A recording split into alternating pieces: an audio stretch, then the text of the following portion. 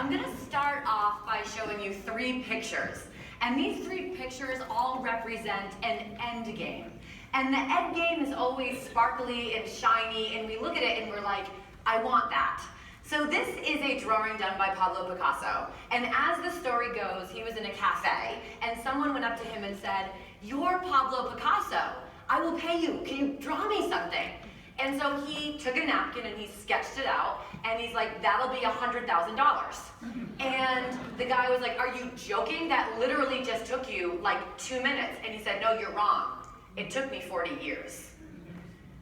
This is a picture of my family on St. Patrick's Day. And I have this absolutely amazing love of my life husband and these 4 kids.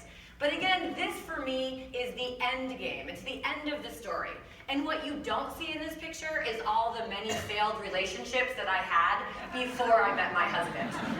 You didn't see that I tried to get my neighbor to fall in love with me by writing myself fake love notes in my yearbook. So he would say, "Who wrote those?" And I'm like, "No one you need to know about." I don't have to tell you about my high school boyfriend who took a summer job at a carnival and literally fell in love and ran off with an acrobat. And I really was sure that I found my true love when I got a diamond ring put on my finger the first time, but that didn't work either. And then I met my husband, and he's just absolutely my whole world. But what you don't see in this picture is the years that we struggled with infertility, the time that I lost a twin and vanishing twin syndrome, all the many thousands of dollars and failed procedures and failed treatments. You don't see that. But what you see is what I got in the end. Now this is a picture of my district. And a lot of people want to come to the district where I'm the assistant superintendent of schools because they see this beautiful picture of where we are in our UDL journey. But just like the Picasso and just like my family, this takes years to build and lots of mistakes and lots of failure. So there's 6 things about the district that I'm so incredibly proud that my colleagues and I have been able to build since I came 5 years ago. The first is in the state of Massachusetts, our accountability status is something called the Pupil Performance Index. And in the past 5 years, that number in the state for students with disabilities went from a 52 to a 50. There was a downward trend. In Groton-Dunstable, we went from a 29 to a 79, which was the highest growth in the entire state. 2% of schools every year are highlighted as significantly exceeding targets for all accountability groups. All of our schools made that list. We have a 92% full inclusion rate for students with disabilities. And if that doesn't seem that impressive, the national rate is 62. And then last year, our students with disabilities on our high-stakes MCAS test, 53% of them scored advanced in math. Not only do we care about student academics, but we also care about including the whole child. And so we were one of only 131 schools in the entire nation that were actually awarded this national banner for Special Olympics for unified varsity sports and then full engagement in the school community. And this is not just trying to meet the outcomes of our students, is we give faculty PD 2 half-days a month, and during the last one we said, is this PD truly allowing you to meet the needs of all learners and move us towards our district vision? And 87% strongly agreed. So that is the picture that people see, and that is what you want to see when you come to Groton-Dunstable. But that's sparkly and it's shiny, and people forget all the hard work and mistakes and failure that we had to go through to get there. So my slide advancer is not going.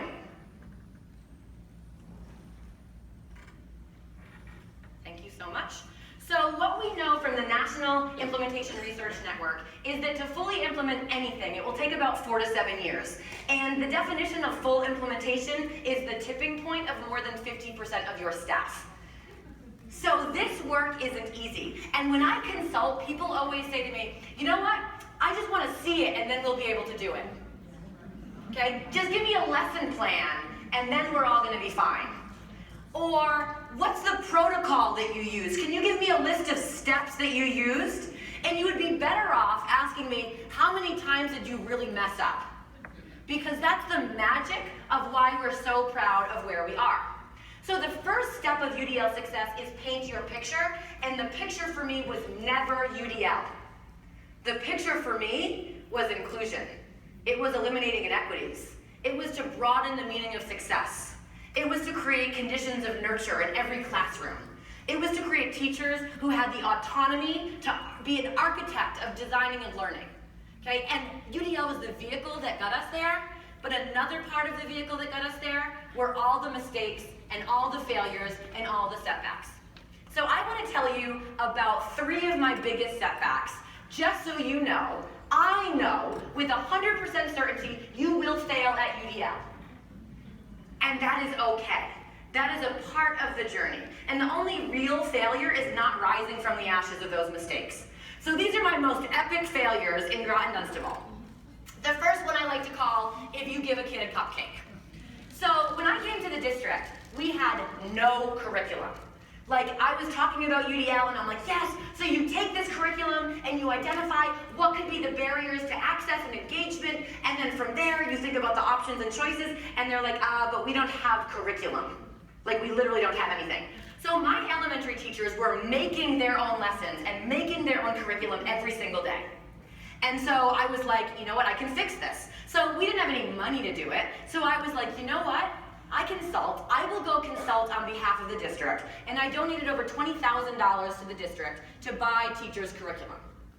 And I was like, okay, what do you want? Like, do you want math? Do you want ELA? They're like, we want both. I'm like, yes! And this is kind of like when your kid says to you, I really want a cupcake, and you're like, it's probably not a good idea. It's probably too many cupcakes. I knew that giving teachers 2 full curriculums without PD was a bad idea. But sometimes we think success is saying yes. And so I said yes. Now this is a video of my daughter Aylin after she had too many cupcakes.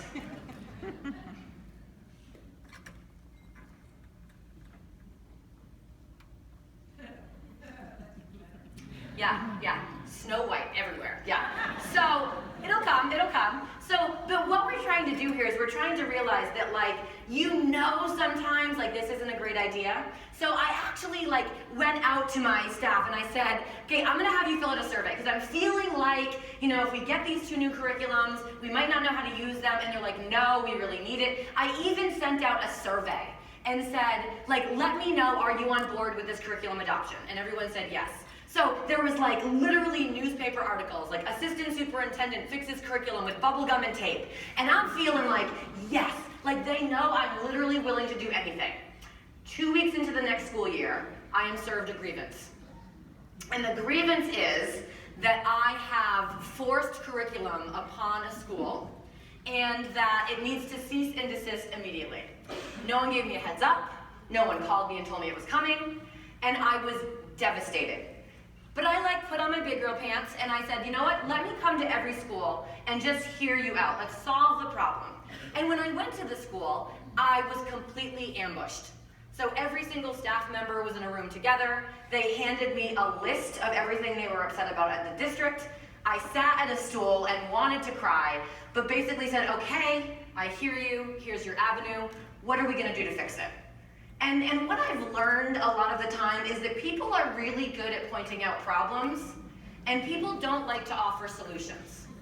Because as an administrator, I am open to solutions. As a teacher, you are open to solutions. When a kid says, I can't do it this way, well then how can you do it? How can we do this together? And I got in my car after that meeting and I thought, like, this isn't the place for me. Like, I literally, like, took my vacation time and sacrificed everything to get this curriculum. And then I said, get over yourself, Novak. You knew it wasn't gonna work. And as a leader, that's on you. And we have to take responsibility for those failures and those mistakes. And I went back to them and I said, you are right. I knew it wasn't gonna work. If you give a kid a cupcake, you know they're gonna be going down the stairs on a mattress, which is what she was doing, okay? She like literally took her mattress and was like, woo! And I was like, well, that's an aggressive move, right? So, but the reality is this work is really, really hard. So like steel yourself and remember your picture. Because my picture was, you know, I needed to have all students educated together. I needed teachers to be able to be architects of their learning, and to do that I had to provide them with tools. Now, the next big thing, we call it busgate in my district, but it was essentially, this sometimes costs money. Sometimes you want to buy more flexible furniture. You need better assistive technology. You want more devices in the hands of kids. You need instructional coaches. And here's the thing, none of us are getting any more money. So the question is, what are you willing to cut? And you have to make those hard decisions and know that regardless of the decision you make, it will be wildly unpopular with about 49% of people. Okay, so busgate was, we had 3 amazing ways that we were going to save money to get everything on our needs assessment. The first, you know what? Let's just reduce our bus fleet by like 6 buses. Some of the kids might be on the bus a little longer. Who's going to notice? People noticed. Okay, and so we know how that goes, right? I mean, we had public forums. We were getting slandered on Facebook. You know, that like, we don't care about kids, we want them to be on the bus all day, and in no way could be like, but we were able to literally hire an instructional coach at every school. But no one wants to hear that, because kids were on the bus for 27 minutes instead of 20. The other thing that we did is we closed down central office. We said, let's take one for the team, right? Like, let's be willing to cut our own office. Let's sell the building, let's move into the schools. We're like, look it, we're saving all this money. And they're like, why are you in the schools? Seems like a lot of oversight. And then some people had to move their classrooms to get us in there. Okay?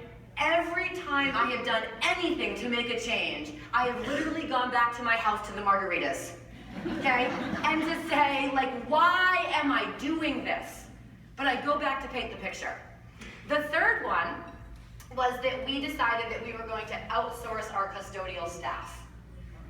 And I don't need to talk about how that went. Now, my biggest joy of Groton Dunstable, and also I think my biggest failure, was proportional scheduling. So if we believe in inclusion and we believe that we can design a learning environment that meets the needs of all students equally, then I want them to be balanced classes that look like the school. Now, proportional scheduling is that you basically make every classroom look like the district. So you're 15% of students with disabilities. That means every class we run will have 15% of students with disabilities. Okay, we're not going to load any classes. But that also means that you need to eliminate your leveling and your gifted programs and your small group. And this is never, ever popular. Okay, but what it has done, although I've had to have so many meetings explaining that like I would never make a decision that I thought was going to negatively impact any child. Our teachers can challenge and support everyone equally. But like I go home at night sometimes and I read the comments about myself on Facebook and it's devastating. And so when people come to our district and they say, we want to visit, how do you do this? You have to steel yourself for failure. Because you are deconstructing a system that sucks and doesn't work for kids, but that people are used to and they buy into. And so, what you have to do sometimes is you just have to laugh. Okay? That is how I've been able to get through this. It's like you look at your failures and you have to laugh. And when I look back at like trying to have a family, I remember there was one day we went to Chili's for dinner and somebody had a baby and I had to leave. I had to leave. I couldn't be in the restaurant anymore. And I left my food on the table and I said to my husband, I have to leave. And I walked out and we look back at that now and we kind of laugh about it because when the kids get up at 3 in the morning and they vomit on our bed, he's like, remember Chili's? And it's all worth it again. Because the failure is what makes the success so great. So recently I learned about this ridiculous thing called laughing yoga. And I'm going to show you this quick video. This is 100% legit, and you're going to like watch it and think that like I found this on The Onion. This is real, okay? So could I see our laughing yoga video? Please, please work.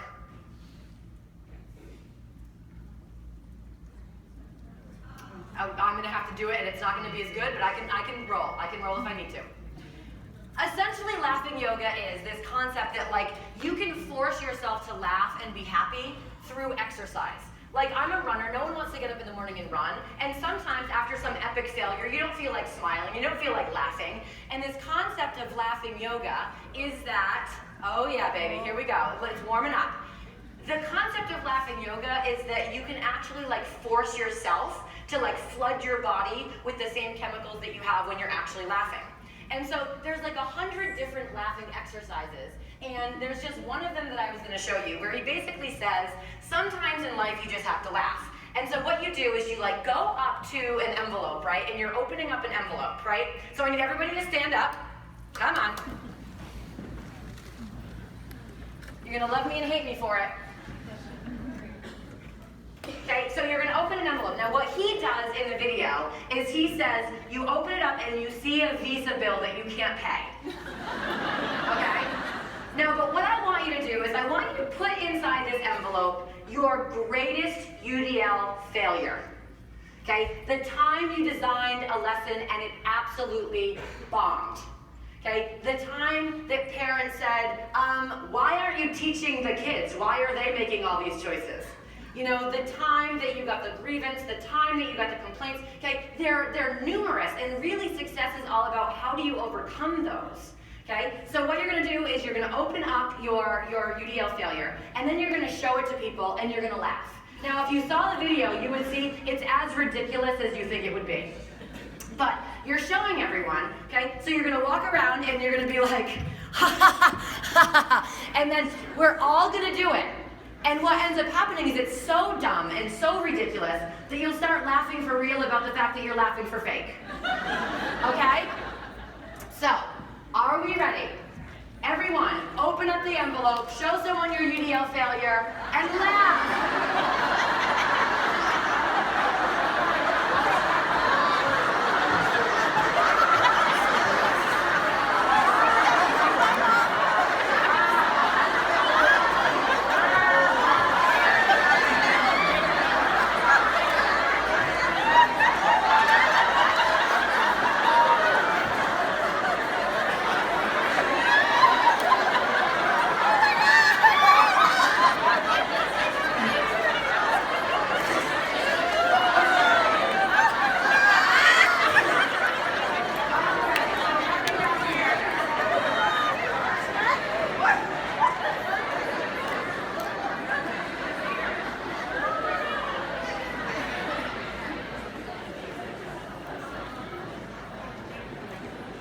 Next slide, please. So we started with a picture. And when you paint this picture, again, it's where do you want to end up? But as we walk around and we share our UDL successes during this conference, we cannot forget to share our UDL failure. Because when we don't, we give like this false belief that this work is easy. That you just get like a dynamic leader and it happens. You just get a good teacher and it happens. We cannot Pinterest our way into deconstructing our systems, okay? And so what I challenge all of you to do, what my call to action is to recognize that success and failure are braided together. You cannot separate them. And as we go on, please, please be vulnerable and open about sharing your UDL failures so we recognize that when we get it right, when we paint this picture at the end, it was so, so worth the ride. Thank you so much.